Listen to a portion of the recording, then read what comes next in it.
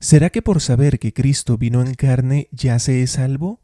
Cristo aclara de este mismo tema diciendo en Mateo 7, no todo el que me dice, Señor, Señor, entrará en el reino de los cielos, sino el que hace la voluntad de mi Padre que está en los cielos.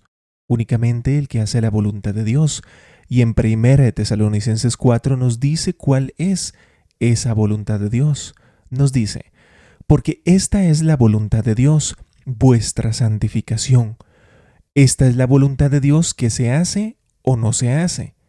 Debemos de hacer esta voluntad de Dios, debemos de santificarnos para poder ver a Dios. No es difícil entender que no todo el que le llame Señor a Cristo, ni todo el que diga Cristo es mi Señor, entrará en el reino de Dios. No todo el que diga yo soy cristiano, no todo el que diga sigo a Cristo, no todo el que lea la Biblia, no todo el que le ore a Dios en el nombre de Cristo. Quizá en este momento ore a Dios en nombre de Cristo, pero 5 minutos después en otro nombre o a otro ser que no sea Dios. Un versículo antes de esta palabra de Cristo, ahí mismo en Mateo 7, vemos que nos decía, así que por sus frutos los conocerán. ¿A quiénes se conoce por sus frutos? A los que sí están encaminados hacia el reino de los cielos, porque de esto es de lo que Cristo hablaba en su contexto, es decir, lo que rodea al texto, y no se hablaba de otro tema. Asimismo, por sus frutos se reconoce al mal árbol, al que va encaminado al fuego eterno. No podemos saber lo que acontecerá en los últimos días, horas y minutos de este ser, pero lo que sí podemos y debemos de reconocer es si su camino actual lleva a la perdición o a la salvación de vida eterna. Cristo nos da el método para hacerlo. Cristo nos da esas herramientas. Nadie nos las puede quitar. Su palabra es el método de comparación en el cual todo camino ha de ser comparado. Su palabra es la que nos muestra lo que lleva a la salvación y lo que lleva a la perdición. Alguien se preguntará, pero puede que al final, a futuro, esta persona cambie. Sí, puede que sí, pero también puede que, como nos dijo el ungido en Mateo 25, y mientras ellas iban a comprar, vino el novio, y las que estaban preparadas entraron con él al banquete de bodas, y se cerró la puerta. A muchos se les cierra la puerta, porque Dios sabe que muchos intentan dejar el cambio para el final, para primero disfrutar, entre comillas, el libertinaje de este mundo. No sabemos cómo será el final de este individuo, si cambiará o si no cambiará, pero sí podemos saber cómo es su camino actual, si este es bueno o si es malo, si conviene seguir este camino o si no conviene seguirlo, si este camino lleva a la salvación o a la perdición. Tengamos en cuenta también que no ayuda creer la historia de Cristo, sino creerle a Cristo. Asimismo, estas palabras que vimos en Mateo 25 y Mateo 7, estas mismas palabras de Cristo, de la misma manera en que las dijo, las entendieron en la iglesia primitiva, y hasta el día de hoy las entendemos los cristianos. Asimismo sabemos, asimismo predicamos y asimismo nos esforzamos por vivir. Analicemos Santiago 2. Nos dice, tú crees que Dios es uno, bien haces, también los demonios creen y tiemblan.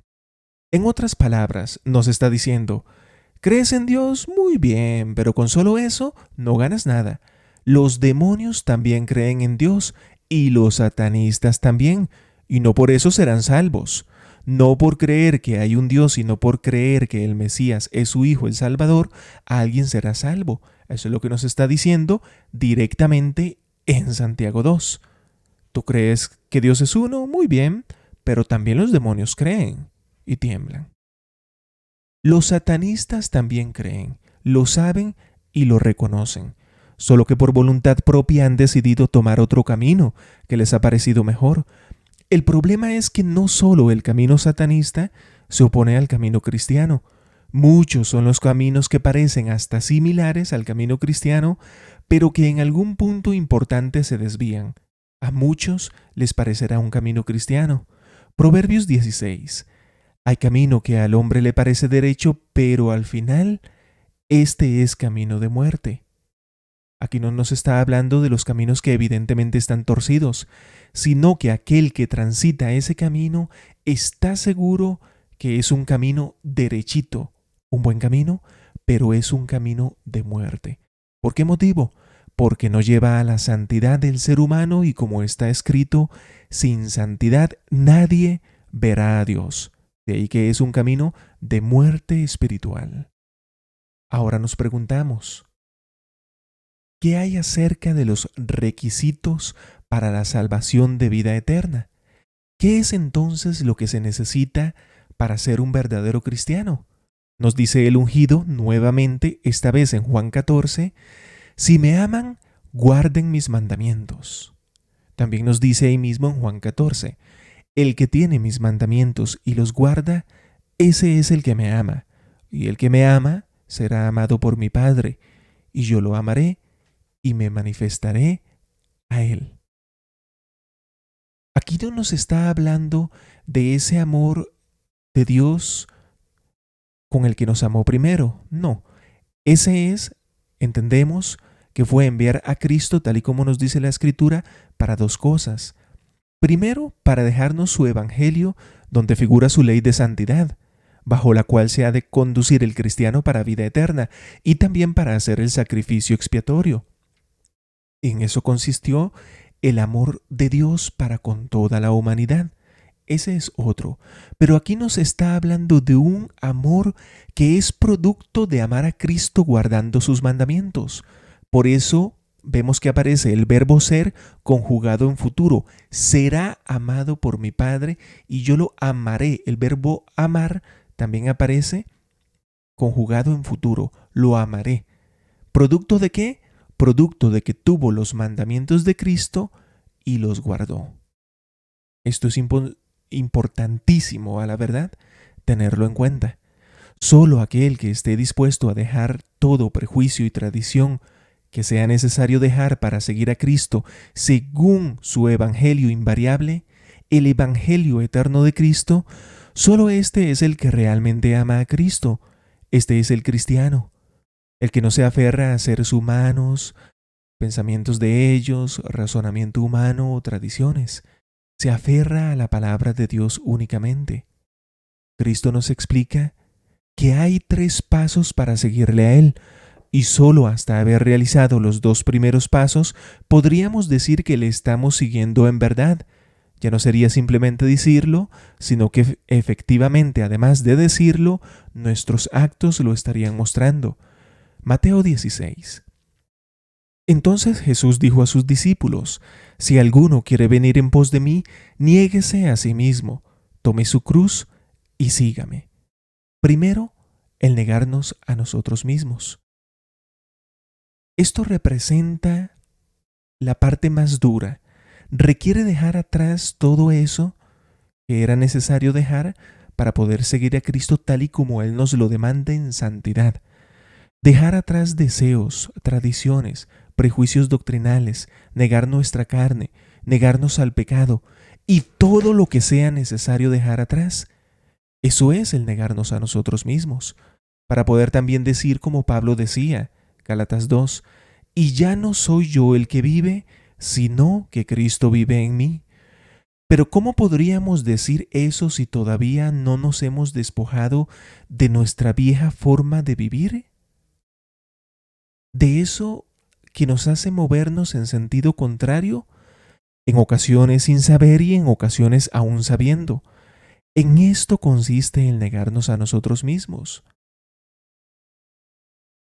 Aquella persona que peca deliberadamente no vive en Cristo, sino que su carne continúa viviendo.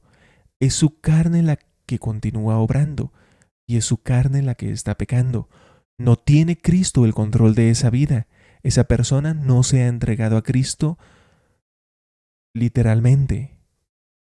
Únicamente lo dice, pero en verdad no se ha entregado a Cristo. Sabe que Cristo es el Hijo de Dios, pero hasta ahí. No está viviendo una vida cristiana. No está buscando activamente la santidad. Por eso la Escritura nos dice, busquen la santidad sin la cual nadie verá a Dios. Somos nosotros los que tenemos que buscarla. La santidad no vendrá a buscarnos, ni tampoco nos va a caer del cielo. La persona que no se esfuerza por conducirse cristianamente no tendrá una vida cristiana y por lo tanto continuará en el pecado de manera intermitente. Se engaña pensando que está en Cristo, pero no está en Cristo. Tal persona continúa viviendo y no es Cristo el que vive en ella. El negarnos a nosotros mismos es esto que acabamos de ver, pero también existe el tomar nuestra cruz cada día. Ahí mismo aparece, en el mismo versículo. Esto representa tomar esas dificultades y esas tentaciones y continuar caminando en santidad a pesar de ello.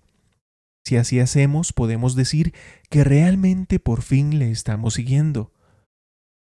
Seguir la doctrina incorrecta, seguirla, nos aparta de la salvación. Y hay quien piensa que si guarda el segundo mandamiento de Cristo, que es el amor al prójimo, según él lo entienda, ya le está siguiendo. Pero si se deja los primeros pasos, de nada le servirá. Y esto es Cristo mismo el que lo dijo. Observemos Mateo 15. Nos dice, pero en vano me honran, enseñando como doctrinas mandamientos de hombres. No dice que la honra fuese fingida ni falsa, no dice eso. De hecho era real, le honraban a Cristo. Lo que dice es, en vano me honran. Vano significa sin efecto, sin utilidad, algo inservible, algo vano. A pesar de que le honraban, esta honra se volvía vana, se envanecía, se volvía inútil, porque tras haberle honrado verídicamente, también enseñaban mandamientos de hombres. Los enseñaban como doctrina. Doctrina significa enseñanza. Cualquier mandamiento de hombre que se enseñe hace que la honra que se le da a Dios sea vana. Hace que no tenga utilidad tal honra. Eso es lo que se llama borrar con el codo lo que se escribió previamente con la mano. Gálatas 1 también nos dice acerca de esto. Me maravillo de que tan pronto hayan abandonado al que les llamó por la gracia de Cristo para seguir un evangelio diferente. Sin ir muy lejos, nos dice acerca de estos que intentan darnos a seguir un evangelio diferente, nos dice lo siguiente, que en realidad no es otro evangelio, solo que hay algunos que les perturban y quieren pervertir el evangelio de Cristo. A diario nos intentan perturbar, no se cansarán los perturbadores. Los había desde el tiempo de los apóstoles y los hay en la actualidad. Y los habrá siempre. Siguen intentando pervertir el evangelio de Cristo. Pervertirlo bajando nuestra santidad. Ellos intentan que nos mezclemos nosotros con sus conceptos y sus vanguardismos, con sus evangelios falsos. Intentan ellos que les toleremos y que aceptemos sus nuevas doctrinas. En 2 de Corintios 11 también nos dice, porque si alguien viene y predica a otro Jesús a quien no hemos predicado, o reciben un evangelio diferente al que no han recibido, o un espíritu diferente, bien lo toleran. No debemos de tolerarlo. Y ojo ahí, porque no nos advierte contra los que prediquen otra religión completamente distinta, que niegue a Jesús. En otros versículos sí nos advierte de estas religiones, que niegan a Jesús, que niegan a Dios. Pero aquí no, este versículo no trata de ese tema. Aquí nos dice que sí predican aparentemente a Jesús, pero que es otro Jesús. Predican a otro Jesús. Es decir, que sí pareciera que predican de Jesús, pero en verdad es otro Jesús distinto al del Evangelio. ¿Y que nos dice? Que no podemos tolerarlo, no lo toleraremos, yo no lo toleraré. ¿Pero por qué es otro Jesús? Porque no tiene las mismas características del Cristo que está en el Evangelio. Quizás sea un Jesús que no condena las cosas que el Cristo de la Biblia ha condenado. Quizás sea un Jesús al que se le puede quitar su lugar o parte de su gloria para entregársela a seres humanos. Un Jesús que se contradice y así sucesivamente. En definitiva, un Jesús que no condena las cosas que Él ha condenado. Por lo tanto, como está escrito acerca de quién será salvo, recordemos lo que nos dice en Hebreos 12. Busquen la paz con todos y la santidad, sin la cual nadie, pero absolutamente nadie, verá a Dios.